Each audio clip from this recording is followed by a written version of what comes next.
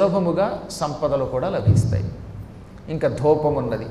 ధూపాదైశ్వర్యం, ధూపం వల్ల ఐశ్వర్యం లభిస్తుంది, పదవులు వస్తాయి.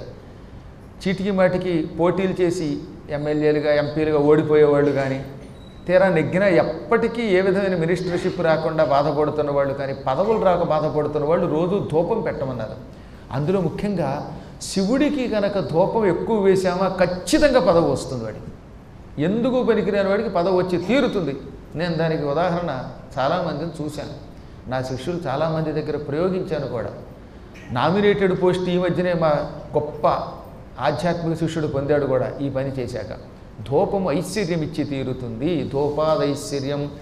సాంబ్రాణి, మంచి అగరత్తులు, గుగ్గిలం, అలాగే ధూపు స్టిక్లను ఈ మధ్య తయారు చేస్తున్నారు. ఆవు పేడతో తయారు చేయబడే ధూపు స్టిక్లు, మళ్ళీ ఉత్తి కెమికల్స్లో ఉపయోగం లేదు. ఇటువంటి వాటిని భగవంతుడికి అలా పెట్టేశామంటే ఐశ్వర్యము లభిస్తుంది, పదవి లభిస్తుంది. ఐశ్వర్యం అంటే పదవి, డబ్బు కాస్తమా, ధనమునకేమో వేరే పనులు చేయాలి.